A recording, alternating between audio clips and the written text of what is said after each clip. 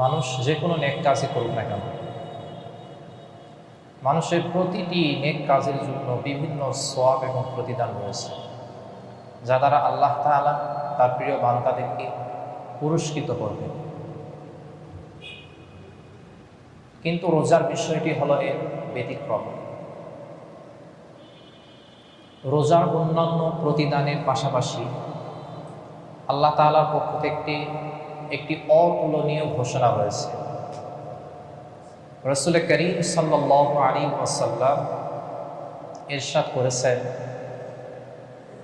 কুল্লু আমালি বানি আদম ইউদাআফু, মানুষের প্রত্যেকটি আমলকে বৃদ্ধি করা হয়। আল হাসানাতু আশরু আমসালিহা ইলা সাবঈ মিয়াতি দিরহম,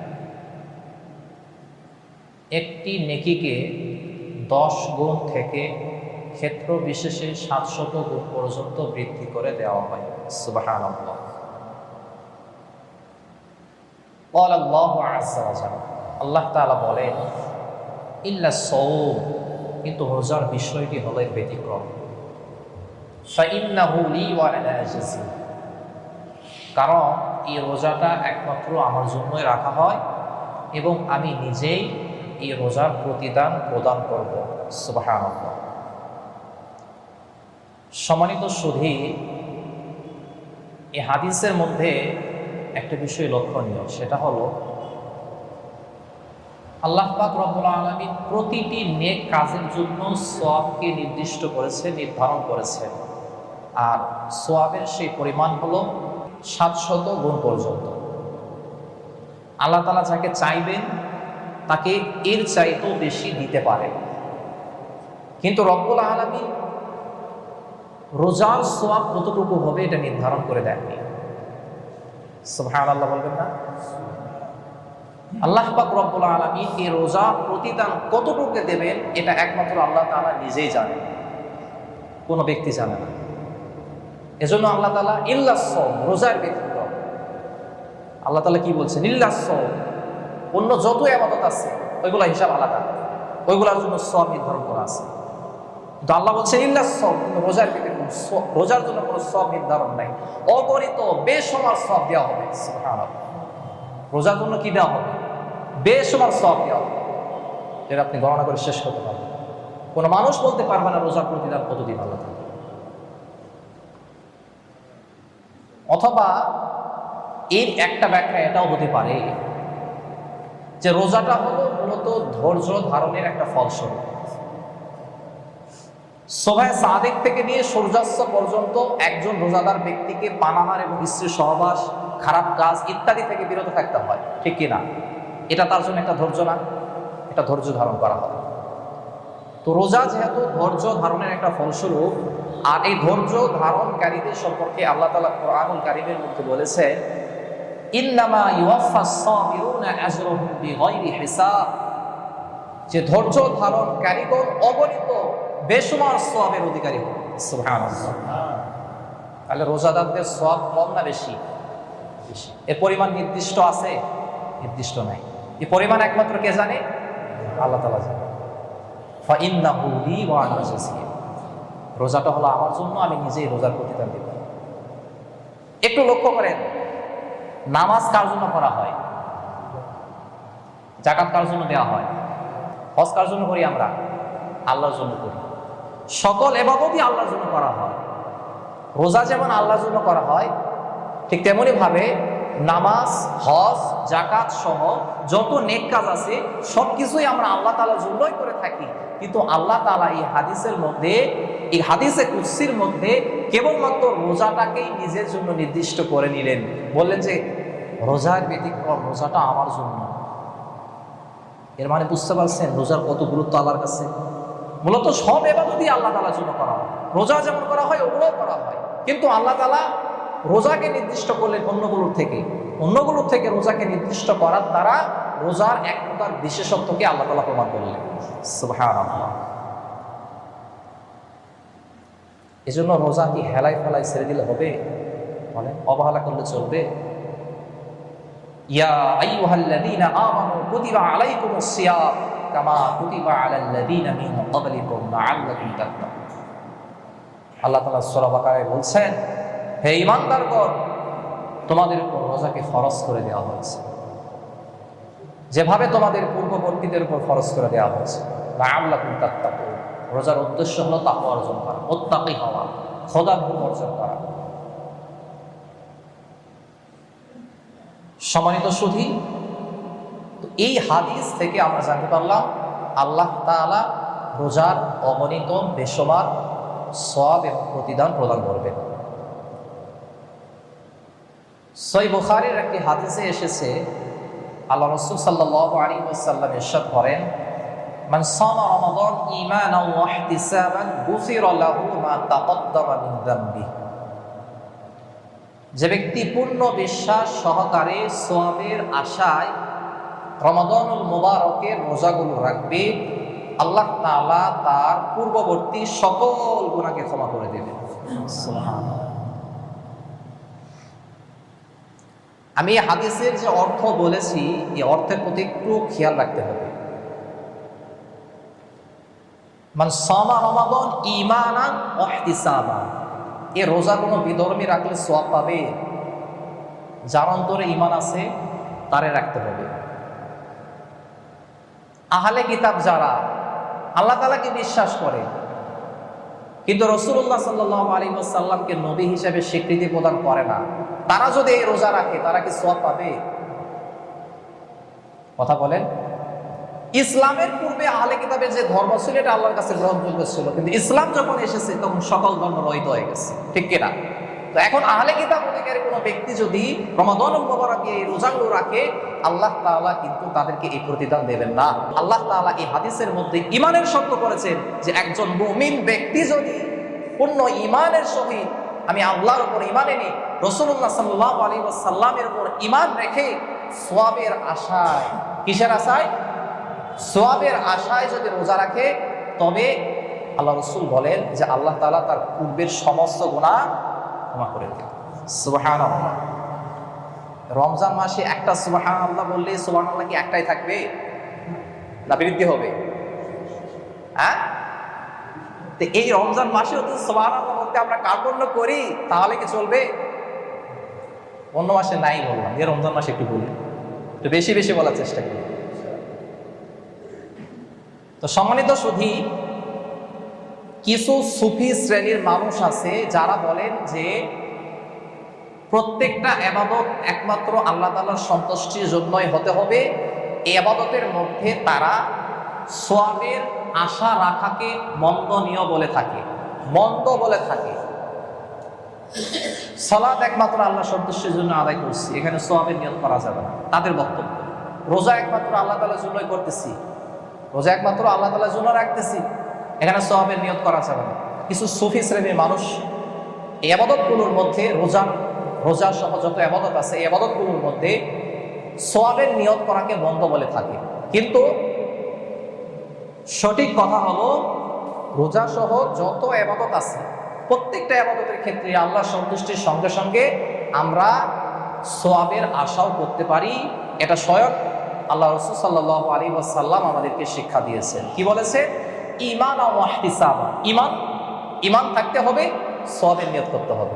ঈমান থাকতে হবে, সওয়াবের নিয়ত করতে হবে। বিধায় যারা বলে যে ইবাদতের ক্ষেত্রে সওয়াবের নিয়ত করা মন্দ, তাদের বক্তব্য সঠিক নয়। রোজাদারদের ফজিলত সম্পর্কে আরেকটি হাদিসের মধ্যে এসেছে, আল্লাহ রাসূল বলেন, ইন্না ফিল জান্নাতি বাবান ইউকালু লাহু রায়্যান, নিশ্চয় জান্নাতে এমন একটি শাহী দরজা রয়েছে যাকে রায়্যান বলা হয়। কি বলা হয়? রায়্যান। সকলে বলেন কি নাম? রায়্যান। কারণ এই দরজা দিয়ে ভাই আপনারাই প্রবেশ করবেন, আপনার নামটা মুখস্থ রাখা লাগবে না, ওখানে গিয়ে খোঁজাখুঁজি করলে হবে নি, এখন থেকে মুখস্থ রাখা লাগবে। রোজা আছেন না আপনারা সকলে? রোজা তো আছে, রোজাদারদের জন্যই তো এই দরজা। রোজাদারদের জন্য যদি দরজা হয়ে থাকে, নামটা মুখস্থ রাখা লাগবে না, রায়্যান নামক দরজা দিয়ে শুধু রোজাদার প্রবেশ করবে। আল্লাহ রাসূল সাল্লাল্লাহু আলাইহি ওয়াসাল্লাম হাদিসের মধ্যে বলছেন, ইয়াদাখুলু মিনহু সায়িমুনা ইয়াওমাল কিয়ামা কিয়ামতের ময়দানে এই দরজা দিয়ে একমাত্র রোজাদাররাই প্রবেশ করবে, লা ইয়াদখুলু মিনহু আহাদুন গায়রুহু, রোজাদার ছাড়া এই দরজা দিয়ে অন্য কোনো ব্যক্তিরা প্রবেশ করতে পারবে। তো আপনাদের তো নাম মুখস্থ রাখা লাগবে, আপনারা তো রোজাদার, কি ভাই, তাই না? সুবহানাল্লাহ বলবেন না? আল্লাহু আকবার। রোজাদারদের কি মর্যাদা! একজন সালাত আদায়কারীর মর্যাদা এমন বলা আছে যে সালাত আদায়কারীদের জন্য এক্সট্রা একটা দরজা থাকবে, ওই দরজাতে শুধু সালাত আদায়কারীরা যাবে। একজন যাকাত প্রদানকারীর জন্য এক্সট্রা একটা দরজা থাকবে, ওই দরজাতে শুধু যাকাত আদায়কারীরা যাবে। এরকম কোনো হাদিস আছে নাকি? কোনো হাদিস নাই, কিন্তু রোজাদারের ক্ষেত্রে আছে। এমনি এমনি আল্লাহ তাআলা বলেনি ফাইন্নাহু লি, রোজাটা আমার জন্য, ওয়া আনা আজজি বিহি, এই রোজার প্রতিদান আমি নিজেই দেব। তাহলে বুঝতে হবে রোজার প্রতিদান কত বিরাট প্রতিদান।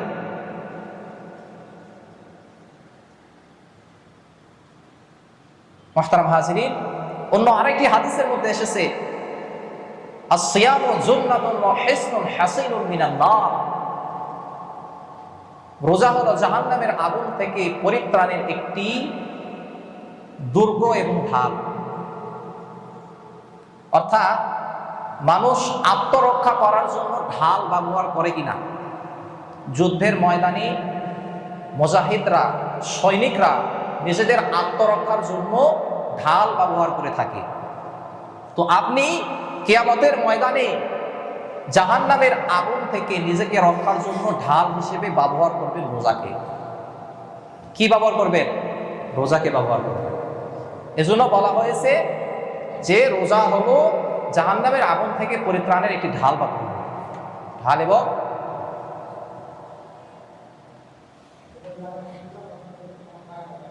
অন্য আরেকটি হাদিসে এসেছে, সহিহ বুখারীর আরেকটি হাদিসের মধ্যে এসেছে লা খুলুফু ফামিস সাইম আতয়াবু ইনদাল্লাহি মিন রিহিল মিস্ক,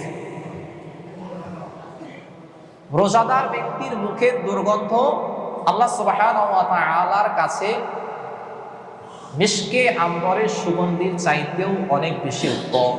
সুবহানাল্লাহ। কাদের মুখের সুগন্ধ? নামাজ আদায়কারীদের, যাকাত প্রদানকারীদের, হজ আদায়কারীদের। কাদের? রোজাদারদের।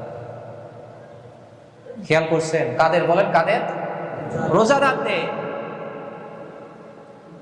হ্যাঁ, এখানে একটা বিষয় লক্ষণীয়, একটা বিষয় লক্ষ্য করতে হবে।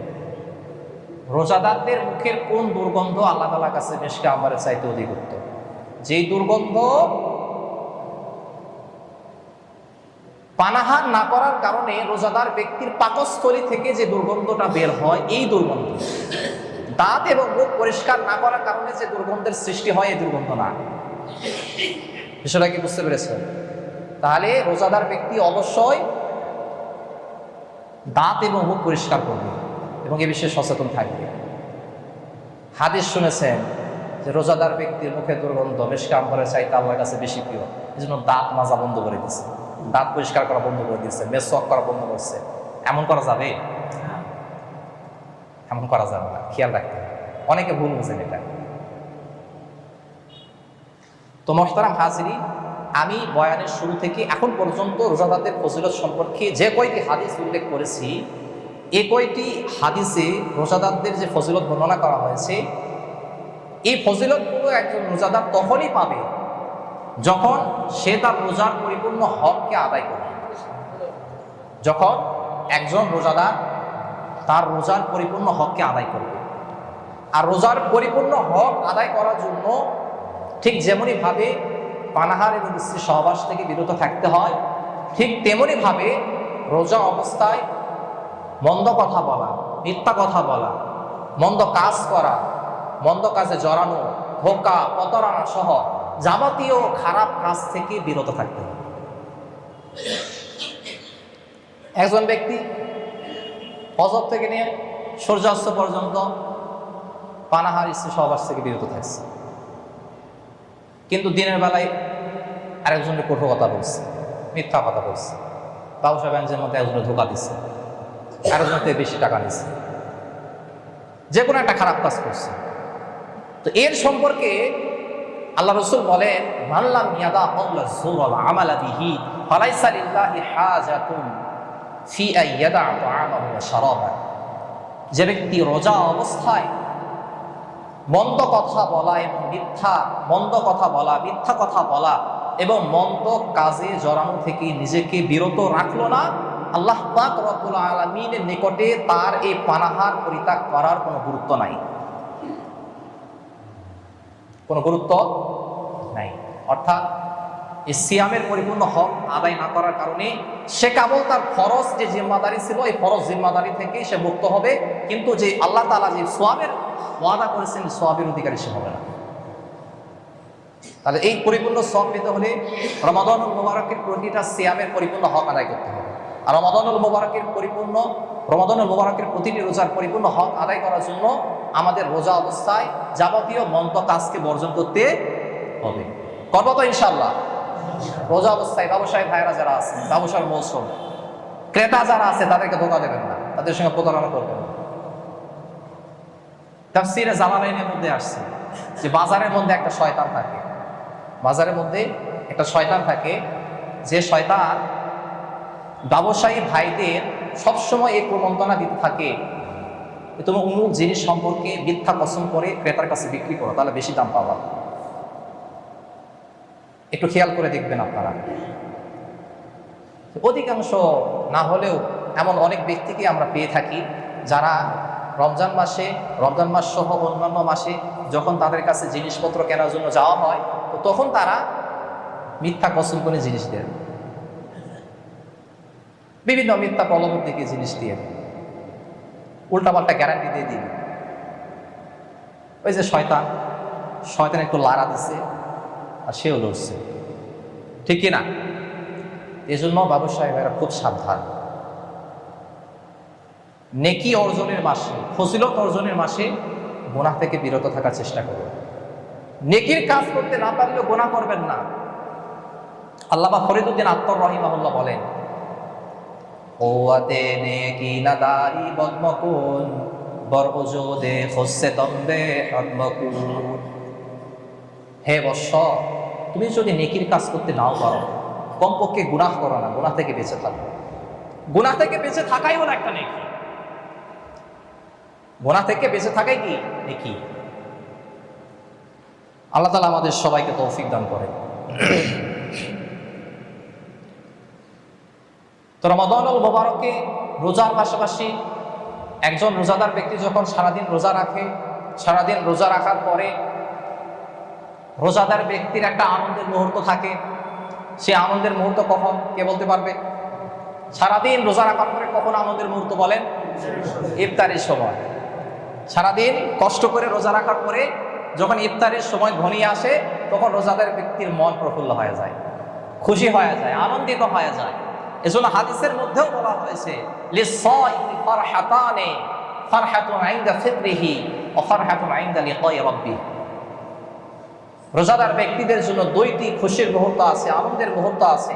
একটা আনন্দের মুহূর্ত হলো সারাদিন যখন সে রোজা রেখে কষ্ট করার পরে যখন ইফতারের সময় ঘনিয়ে আসে, এই ইফতারের সময়টা হলো রোজাদারদের জন্য আনন্দের সময়। আর একটা আনন্দের সময় হলো যখন এই রোজাদার ব্যক্তি তার রবের সঙ্গে সাক্ষাৎ করবে। সুবহানাল্লাহ। কারণ রোজাদার ব্যক্তি তার রবের সঙ্গে সাক্ষাৎ করলে আল্লাহ পাক রব্বুল আলামিন তাকে অগণিত পুরস্কার দেবেন, অগণিত সওয়াবের অধিকারী করবেন, তাকে এমন প্রতিদান দেবেন, সে প্রতিদান পেয়ে আশ্চর্যজনিত হয়ে যাবে। সুবহানাল্লাহ। তো ইফতার হলো রোজাদারদের একটা আনন্দের মুহূর্ত। ইফতারের সময় কত আইটেমের বিভিন্ন রকমের খাবার আমরা খেয়ে থাকি, ইফতার করে থাকি, আলাদা একটা ফজিলত। তো ইফতারের মধ্যে যে আনন্দটা আছে, এই আনন্দটা শুধু মুসলমান না, বিধর্মীরাও বুঝে।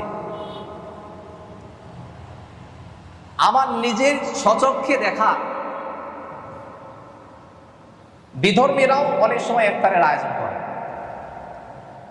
আমার এলাকায়, পার্শ্ববর্তী এলাকায় যে পুরাতন বাজারে, তারা পর্যন্ত ইফতারে এমন একটা মর্যাদা বোঝে, এমন একটা আনন্দ বোঝে যে অনেক সময় দেখা যায় ওই বিধর্মী ভাইয়ারা বিভিন্ন বুট, বুন্দা, ছোলা বুট সহ আরো যা কিছু আছে, যত আইটেম আছে সবকিছু নিয়ে আসে ইফতার করে। ভাইয়া আপনি কেন ইফতার করতেছেন? ভালো লাগে, আনন্দ লাগে। কিন্তু দুর্ভাগ্যবশত তাদের ইসলাম ধর্ম গ্রহণ করার তৌফিক হয় না। আমাল আল্লাহ তাআলা আমাদেরকে ঈমান দান করেছে, এজন্য শুকরিয়া আলহামদুলিল্লাহ। তো ইফতারের বিষয়ে হাদিসের মধ্যে এসেছে খেজুর দ্বারা ইফতার করার চেষ্টা করা, খেজুর দ্বারা ইফতার শুরু করা, যদি খেজুর না থাকে তাহলে পানি দিয়ে ইফতার করা, আজান হওয়ার সঙ্গে সঙ্গে ইফতার করে নেওয়া, সোজা সোজার সঙ্গে সঙ্গে ইফতার করে নেওয়া, ইফতারিতে দেরি না করা। হাদিসের মধ্যে এসেছে যতক্ষণ পর্যন্ত মুসলমানরা ইফতার তাড়াতাড়ি করবে এবং সাহারি সতর্কতামূলক যে সময় রয়েছে সতর্কতামূলক সময়ের প্রতি লক্ষ্য রেখে দেরিতে করবে, ততক্ষণ পর্যন্ত মুসলমানরা কল্যাণের মধ্যে থাকবে। সুবহানাল্লাহ। এজন্য সাহারি একটু সতর্কতামূলক সময় হাতে রেখে দেরিতে এই সাহারি করার চেষ্টা করবে। আর ইফতারের ক্ষেত্রে ইফতারটা আজান দেওয়ার সঙ্গে সঙ্গে তাড়াতাড়ি ইফতার করবে, ইফতারে বিলম্ব করবেন না। তো ইফতারের শুরুতে যে দোয়াটা, ইফতারের শুরুতে যে দোয়া, এই দোয়াটা হলো আল্লাহুম্মা লাকা সুমতু ওয়া আলা রিজকিকা আফতারতু। এটা হলো আরবি দোয়া ইফতারের শুরুতে। আল্লাহুম্মা লাকা সুমতু, হে আল্লাহ আমি আপনার জন্য রোজা রেখেছি, ওয়া আলা রিজকিকা আফতারতু, এবং আপনার রিজিক দ্বারা ইফতার করতেছি। দোয়াটা যাদের আরবি মুখস্থ আছে আরবি দোয়া করে ইফতার করবেন, যাদের আরবি মুখস্থ নেই বাংলা বলা হলো, বাংলা অর্থগুলো অন্তরের মধ্যে উদয় করে নেবেন। ইফতারের পর ইফতার শেষে একটা দোয়া আছে, ইফতারের শেষে যাহাবাত যামাউ ওয়া বাতাল্লাতিল উরুকু ওয়া সাবাতাল আজরু ইনশাআল্লাহ। বাংলা অর্থ হলো যাহাবাত যামাউ, তৃষ্ণা নিবারিত হলো, তৃষ্ণা বিদূরিত হলো, ওয়া বাতাল্লাতিল উরুক, শিরা উপশিরা সতেজ হলো, অর্থাৎ পানিতে ভিজে গেল না আপনার শিরা সতেজ হলো, ওয়া সাবাতাল আজরু ইনশাআল্লাহ, যদি আল্লাহ তাআলা চায় এই রোজার যে সওয়াব, এই রোজার সওয়াব অর্জন হলো। এই যে একটা ভাবার্থ একটা আছে, একটা দোয়া আছে, এগুলো আপনারা করার চেষ্টা করবেন। তো রমজান মাসে ইফতার করানোর একটা ধুম কিন্তু পড়ে যায়, তাই না? রমজান মাসে অনেক আল্লাহর বান্দারা যাদের সামর্থ্য আছেন তারা ইফতার করান। হ্যাঁ, ইফতার করানো দরকার, কারণ ইফতারের ফজিলত সম্পর্কে আল্লাহ রাসূল সাল্লাল্লাহু আলাইহি ওয়াসাল্লাম যে ফজিলতগুলো বর্ণনা করেছেন আশ্চর্যজনিত ফজিলত। আল্লাহ রাসূল হাদিসের মধ্যে বলেছেন, মান ফাত্তারা সাইমান কানা লাহু মিসলু আজরিহি গায়রা আন্নাহু লা ইয়ানকুসু মিন আজরি সাইমি শাইআ। যে ব্যক্তি কোনো রোজাদার ব্যক্তিকে ইফতার করাবে, ওই ব্যক্তির রোজাদার ব্যক্তির সমপরিমাণ সওয়াব অর্জন হবে। সুবহানাল্লাহ। মানে একজন রোজাদার ব্যক্তি সকাল থেকে নিয়ে সন্ধ্যা পর্যন্ত না খেয়ে থেকে, গুনাহ থেকে বিরত থেকে যে সওয়াব অর্জন করল, একজন ব্যক্তি কেবলমাত্র একটু ইফতার করানোর দ্বারা ওই সওয়াবটা পেয়ে যাবে। সুবহানাল্লাহ। তো ইফতার করানোটাই একটু সহজ কাজ হলো না? সারাদিন রোজা থাকার চাইতে ইফতার করানোটা একটু সহজ হলো না? যদি আল্লাহ তাআলা রোজাটাকে আবশ্যক না করতেন তাহলে মানুষ শুধু ইফতারই করাতেন, রোজা থাকতো না। কিন্তু রোজা থাকাটাকে যেহেতু আবশ্যক, সেহেতু এটা ছেড়ে দেওয়ার কোনো সুযোগ নাই। বিষয়টা কি বোঝাতে পেরেছি? গায়রা আন্নাহু লা ইয়ানকুসু মিন আজরি সাইমি শাইআন। আল্লাহ রাসূল বলেন যে একজন রোজাদার সকাল থেকে সন্ধ্যা পর্যন্ত রোজা রেখে যে সওয়াব অর্জন করলো, তার সওয়াব থেকে কিঞ্চিত পরিমাণ কম করা হবে না। ওই যে তাকে যে ইফতার করালো, তার যে সওয়াবটা আছে, তার যে সওয়াব আছে, এই সওয়াব দেওয়ার ক্ষেত্রে রোজাদারের সওয়াব থেকে কিঞ্চিত পরিমাণ নেওয়া হবে না, বরং উভয়ে সমান সওয়াব পাবে। সুবহানাল্লাহ। বিষয়টা কি বোঝাতে পেরেছি? আচ্ছা, তো আমরা শুধুমাত্র রোজা ইফতারের যে ফজিলত, এই ইফতারের ফজিলত সম্পর্কে জানি এবং ইফতারের ফজিলত সম্পর্কে আমাদের মধ্যে আলোচনা করা হয়, যার কারণে মানুষ শুধু ইফতারি করায়, সাহারি আর করায় না। ঠিক কিনা? শুধু কি করায়? ইফতারি করায়। আমার নিজের অবস্থা বলি, রমজান মাসে এই সন্ধ্যাগুলোতে ইফতারের সময় 2-3 জায়গা থেকে ইফতার আসে, 2-3 জায়গা থেকে ইফতার আসে, নিজে খাইতে পারি না। যে মুহিব্বিন যে পোলাপান থাকে আমার, খাদেম আছে, তাদেরকে খাওয়ায়। কিন্তু সাহারি তো আল্লাহর এক বান্দাও দিয়ে আসে, সাহারি আল্লাহর এক বান্দাও দেয় না। সাহারি ফজিলত নাই তো, সাহারি ফজিলত আছে, সাহারি করার না ফজিলত আছে? ফজিলত নাই? রমজান মাসে খাওয়ানোর ফজিলত নাই? তো কি ভাই আপনারা সাহারির সময় গাফেল থাকেন কেন? সাহারি বিষয়টা কি বোঝাই বলতে হবে নাকি? আবার ইফতারে যেমন ফজিলত আছে, সাহারিও তো ফজিলত আছে। আলহামদুলিল্লাহ 2 দিন সভাপতি সাহেব আমাকে সাহারি করাইছে। আল্লাহ তাআলা তার হায়াতের মধ্যে বরকত দান করেন, তার জানমালের মধ্যে বরকত দান করেন। আল্লাহ তাআলা তাকে সকল প্রকার বিপদ আপদ থেকে হেফাজত করেন এবং অন্যদেরকেও সাহারি করানোর তৌফিক দান করেন। সাহারি বিষয়ে যেহেতু কথা চলে এলো, সাহারি বিষয়ে হালকা একটু তাজ দিয়ে দিই। আল্লাহ রাসূল সাল্লাল্লাহু আলাইহি ওয়াসাল্লাম বলেন, তাসাহহারু ফা ইন্না ফিস সাহরি বারাকা। তোমরা সাহারি ভক্ষণ করো কারণ সাহারিতে বরকত রয়েছে। তোমরা সাহারি ভক্ষণ করো কারণ সাহারিতে কি আছে? বরকত আছে। যদি কারো ক্ষুধা নাও থাকে, খাওয়ার মন নাও থাকে, কমপক্ষে 1 ঢোক পানি পান করা, একটা খেজুর খাওয়া, এই বরকতটা অর্জনের জন্য। কারণ সাহারির সময় যে খাবারটা খাওয়া হয় এটার দ্বারা কিন্তু সারাদিন একটা রোজা রাখার শক্তি অর্জন হয়ে যায়। আল্লাহ তাআলা যে সাহারি খায় তার উপর রহমত বর্ষণ করেন, ফেরেশতারা তাদের জন্য মাগফিরাতের দোয়া করেন যারা সাহারি খায়। এজন্য সাহারি ছেড়ে দেওয়া যাবে? যাবে না। সাহারি ভক্ষণ করা সুন্নাত। তবে কোনো কারণবশত কোনো ব্যক্তি যদি জাগ্রত হতে না পারে, সাহারি না খায়, এর কারণে আবার তার রোজা সহি হবে না, বিষয়টা এমন। সাহারি খাওয়া তো সুন্নাত, তাই না? যদি কোনো কারণবশত খেতে না পারে তাহলে সারাদিন সে না খেয়ে রোজা রাখবে। রোজা পূরণ হওয়ার জন্য সাহারি খাওয়া শর্ত না, সাহারি খাওয়া সুন্নাত। বিষয়টা কি বুঝাইতে পেরেছি? একটা হাদিসের মধ্যে এসেছে, ফাসলু মা বাইনা সিয়ামিনা ওয়া বাইনা সিয়ামি আহলিল কিতাব আকালাতুস সাহাও, যে আহলে কিতাব এবং মুসলমানদের রোজার মধ্যে পার্থক্য হলো সাহারি ভক্ষণ করা। বিষয়টা কি বোঝাতে পেরেছি? সাহারি হলো, সাহারি ভক্ষণ করা এটা আলাদা একটা গুরুত্ব, আলাদা একটা ফজিলতের অধিকারী, এটা মুসলমানদের জন্য। এজন্য এই আলাদা ফজিলত নেওয়ার জন্য, আলাদা খায়ের বরকত কল্যাণ নেওয়ার জন্য সাহারি খাওয়া দরকার।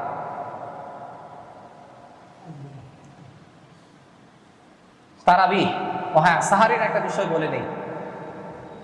সাহারিতে আমরা যখন সাহারি খেতে উঠব, এক এক ক্যালেন্ডারে এক এক সময় দেওয়া থাকে।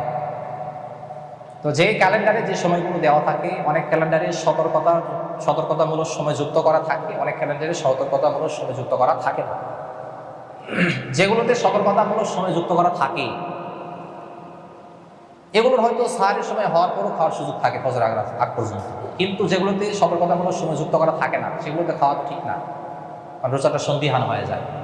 এই জন্য আপনারা সকলে চেষ্টা করবেন সন্দেহ থেকে বেরিয়ে এসে, সতর্কতামূলক যে সময়টা সাহারির শেষ সময় লেখা আছে, এই সাহারির শেষ সময়ের মধ্যে খাওয়া দাওয়া শেষ করার চেষ্টা করবেন, ফজরের আযানের অপেক্ষায় থাকবেন। বিষয়টা কি বুঝাইতে পেরেছি? হ্যাঁ, অধিক সতর্কতার জন্য এটা বলবো।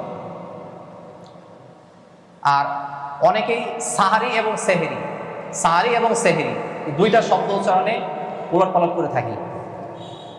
আসলে আমরা রমজান মাসের রাতে সবাই সাদিকের পূর্বে যে খাবারটা খেয়ে থাকি এটাকে সাহারি শব্দে ব্যবহার করা হয়, সাহারি শব্দে ব্যক্ত করা হয়। কি শব্দ? সাহারি। কি শব্দ বলেন? সাহারি। সেহরি না সাহারি? সাহারি, এটা হলো সঠিক শব্দ, সাহারি। সেহরুন শব্দের অর্থ হলো জাদু। সেহরুন শব্দের অর্থ কি? জাদু। সেহরি বললে তো সেহরি খাইলাম, জাদু খাইলাম নাকি? সেহরি খাইলাম মানে কি? জাদু খাইলাম। আর সাহারি শব্দের অর্থ কি? ওই যে রাতের খাবার, রমজানের রাতে সবে সাদিকের পূর্বে যে খাবারটা, এটা তো সাহারি খাইলাম মানে ওই সাহারি খাইলাম, আর সেহরি খাইলাম মানে জাদু খাইলাম। তো কি বলবেন তাহলে? সাহারি বলবেন না সেহরি বলবেন? তো জোরে বলেন, কি বলবেন? সাহারি বলবেন। দেখ, মাশাআল্লাহ, আল্লাহ তাআলা সকলকে বোঝার তৌফিক দান করেন। তারাবির নামাজ সংক্ষেপে বলে নেই, যে যত রাকাত তারাবি পড়তেছেন পড়বেন। তারাবির রাকাত সংখ্যা নিয়ে ইখতিলাফ, বাংলাদেশ সহ আছে, মোটামুটি কিছু দেশে আছে। সৌদি আরবে 20 রাকাতই পড়েন, কি তাই না?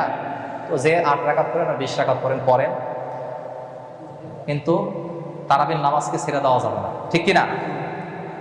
আসলে রাকাত সংখ্যা নিয়ে দলিল আদিল্লা বলা, এগুলো খণ্ডন করা, তো এগুলোর মধ্যে খুব একটা ফায়দা নেই।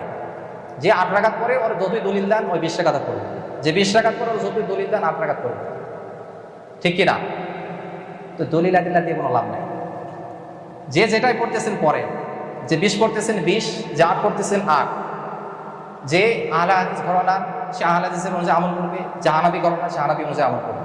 না, হানাফি আবার আহলে হাদিস হয়ে যায় না এই রমজানে, বোঝেন নাই? সারা বছর কি হানাফি, কিন্তু রমজান মাসে গেলে আহলে হাদিস, কারণ তারাবি তো 8 রাকাত আহলে হাদিস। এই সুবিধাবাদী জিন্দাবাদী হওয়া যাবে না, সুবিধাবাদী জিন্দাবাদী হওয়া যাবে যাবে না। যে সারা জীবন আহলে হাদিস সে সারা জীবন আমল করবে, রমজানে যে আমল করতেছে সারা জীবন আমল করবে। যে সারা জীবন হানাফি সে রমজানে যেমন হানাফি অন্য মাসেও হানাফি, চেঞ্জ করা যাবে। তো তারাবির ফজিলত সম্পর্কে আল্লাহ রাসূল সাল্লাল্লাহু আলাইহি ওয়াসাল্লাম বলেছেন, ইন্নাল্লাহা ফারাদাস সিয়ামা রমাদান ওয়া সানাতু লাকুম কিয়ামাহু ওয়া সানাতু লাকুম কিয়ামাহু। নিশ্চয় আল্লাহ তাআলা তোমাদের জন্য রমজানের রোজা রাখাকে ফরজ করেছেন, আর আমি তারাবির সালাত আদায় করাকে সুন্নত করেছি। ফামান সামাহু ওয়া কামাহু ঈমানান ওয়া ইহতিসাবান, সুতরাং যে ব্যক্তি ঈমান এবং সওয়াবের আশায় রমজান মাসে রোজা রাখবে এবং সালাতুত তারাবি আদায় করবে, খরাজা মিন যুনুবিহি কায়াউমিন ওয়ালাদাতহু উম্মুহু, সে ব্যক্তি গুনাহ থেকে এমন মুক্ত হয়ে যাবে যেমন তার মা তাকে আজই প্রসব করল। সুবহানাল্লাহ। অর্থাৎ একজন মহিলা যখন একটা সন্তান প্রসব করেন তাকে আমরা মাসুম বা নিষ্পাপ বলে সম্বোধন করে থাকি, ঠিক কিনা? তার আমল নামে কোনো গুনাহ থাকে? তো ঠিক তেমনি ভাবে যদি রমজান মাসে রোজা এবং সালাতুত তারাবির নামাজ আদায় করা হয়, তাহলে সেই ব্যক্তি গুনাহ থেকে এমন পবিত্র হয়ে যায় কেমন জানি ওই ছোট্ট বাচ্চার মতো, যার কোনো গুনাহই নাই। শর্ত হলো কবিরা গুনাহ থেকে বেঁচে থাকতে হবে। শর্ত কি? কবিরা গুনাহ থেকে বেঁচে থাকতে হবে। এগুলোর দ্বারা সগীরা গুনাহ মাফ হয়।